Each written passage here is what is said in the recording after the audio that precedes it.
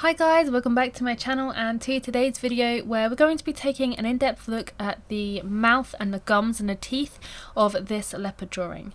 There are other parts of this leopard which I'm going to leave linked down in the description, but let's get into this one. So the very first thing that I'm doing here is putting down a light base layer of some warm grey one into the lighter areas of the gums. So where you've got a lot of light reflecting, where there are a lot of kind of really bright areas, and avoiding the kind of really dark areas of the gums to begin with. So I've got down that base of the warm grey one, and I've just used a little bit of a circular motion and a sort of back and forth shading motion to add this down, just to try and fill as much of the tooth of the paper as possible.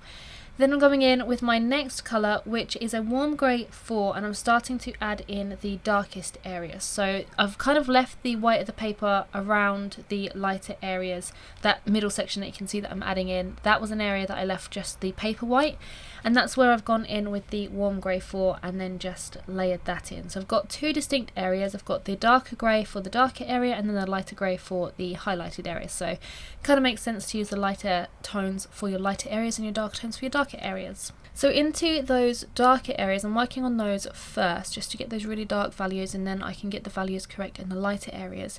I'm just adding in some dark sepia, some walnut brown, some dark indigo, and a little hint of caput mortuum violet because there are sort of pink tones reflected from the tongue and all of that kind of thing. So I'm just kind of building in those tones, really darkening that dark section first, and then going into some of the other areas in the lighter areas of the gum, and then adding in some darker tones through there. So for the darker tones through the lighter areas, I'm just kind of breaking up the dark areas, just adding in lines, little dots and little tiny areas, and breaking it up and leaving areas of that lighter colour showing underneath.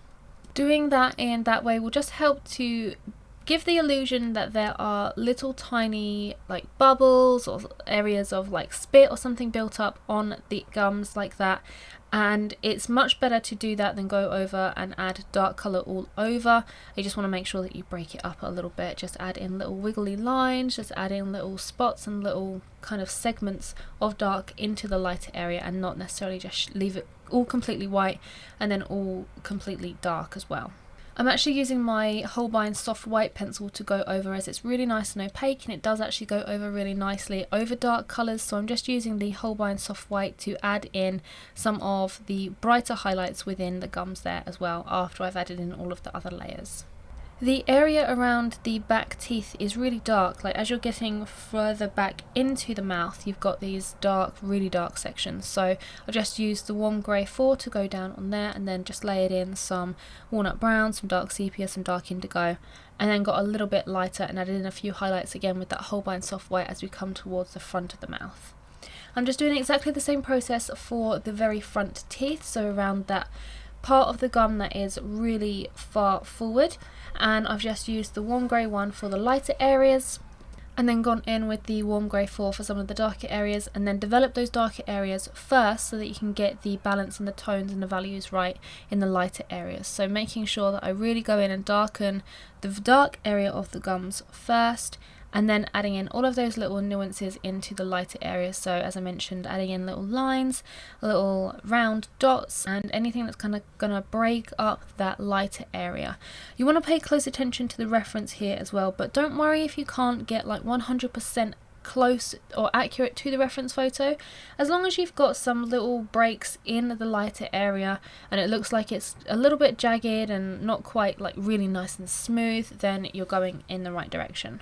You can see this process again on the right hand side here. So I've added in that warm light base and then gone in and developed the darker areas, and then as you can see I'm kind of building up some darker tones in certain areas on that lighter section. So I'm using some walnut brown, some warm grey 4, and I'm also making sure that I blend the darker areas ever so slightly into the lighter areas by both dragging in some walnut brown and dark sepia into the lighter areas, and also using the soft white pencil and bringing that into the darker area as well. So I'm working both dark into the light and then the lighter colours into the darker areas to try and get that really nice smooth blend. So the key here is to get a nice smooth blend and transition between your two tones, and then also to break up your lighter tones with a few little darker details, and then adding in some lighter details over the top of your darker areas. So you're kind of really overlaying and crisscrossing some of those colours between the two areas.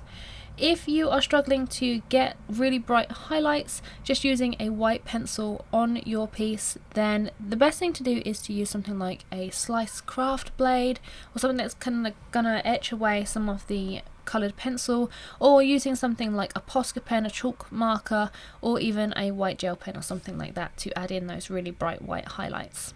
Next we move on to the teeth, and these are really warm in tone, so I've added a nice layer of ivory to begin with, and then I'm just going in with some darker, more kind of natural looking yellows and some browns to really darken up. So right at the back of the mouth, similar to how I've done the gums where it's really dark right at the back and then it kind of gets a little bit lighter coming forward, we're doing the same thing with the teeth. So the very, very back teeth, I'm adding in a lot more walnut brown than the front teeth here. And at the front teeth you can see that I'm kind of adding in a few more sort of yellow tones and some orange tones as well. So the tones get brighter and they get stronger in saturation as well. So some nice saturated yellows around the very base of the teeth and those oranges as well. The long canines of this guy here, so I've added in that ivory base, and then at the very bottom of the tooth is where I'm adding in a lot more of the darker oranges, yellows and a little bit of brown to help blend from the gums, and then leaving the top of the canine tooth really kind of bright and ivory, nice and crisp and white. And that just helps to make the tooth look as though it's coming up and rather than making it look flat. So if we was to add just a base of ivory and then just some yellow tones all over, it would look a little bit flat, whereas where we have the tooth kind of jutting out of the gum, that area at the bottom is going to be the darkest, so you want to make sure that you add your darker shading at the bottom and then leave it white at the top. It's just going to give that illusion that it's kind of coming up from the jaw and rather than looking flat. The very small front teeth were quite simple. I just used some of that ivory once again, and I actually used a little bit of blue through here because these teeth were a lot whiter, obviously where they don't come into contact with a lot of food or anything like that. And they were just added in with some ivory and then a little bit of blue, a little bit of grey as well, and then just coming in between with some of the darker tones to indicate that the gums are kind of peeking through the teeth there and they're not all like one straight line. And then again on the right hand side for the teeth, I've made sure that the back teeth are the darkest, so adding in a lot of that walnut brown, and then coming forward they get a lot more saturated, a lot more yellow and orange in tone. So now we're moving on to the tongue, and what I'm putting down here is a base of some light flesh, and I'm going over and adding a couple layers of this, and I'm actually working in the direction that the tongue is kind of coming out of the mouth. So I'm adding in some shading, just going back and forth, working from the top and coming down to the bottom. I'm adding in a few circular motions here and there as well, but mainly just adding in some shading, just going back and forth in the direction of the tongue. And then I'm just going straight in and defining some of the really dark shadows. So at the back of the tongue, the back of the mouth, as I said about the gums and the teeth, it's really, really dark. So you just want to add in a lot of dark tones. So I'm using a lot of cap mortem to kind of define where the shadows are and where they kind of stop as they come forward on the tongue. The colour combinations for a tongue can be quite tricky. I like to put down a base of light flesh because it serves as a really nice light tone for any kind of highlight areas on the tongue, and I like to also use a Venetian red and some Caput Mortuum violet, and when blended out with a white pencil they become really kind of pastely, and the Caput Mortuum violet actually comes and makes this kind of almost like maroon crimsony kind of tone when blended with the white, and it's actually really nice and really useful for a tongue. So for those kind of highlighted areas, so I'm just using a combination of those colours all over, adding in some manganese violet as well because purple tones really help accentuate those pink tones, and this particular leopard had a lot of purple tones on its tongue, especially on the right hand side. So I'm just layering in some manganese violet, some Caput Mortuum violet, and I'm making sure that again I'm kind of following the direction of the tongue coming from the back of the mouth and forward. But as I get into the darker layers and we've got a lot more darker saturation, I'm kind of adding in a little bit more of a circular motion as well, just to try and help fill as much of the tooth of the paper as possible in some places. And with that Caput Mortuum violet, I'm just adding in any kind of dark dimples, like you can see this one at the front of the tongue here, adding in that, making sure that I really kind of deepen and strengthen that.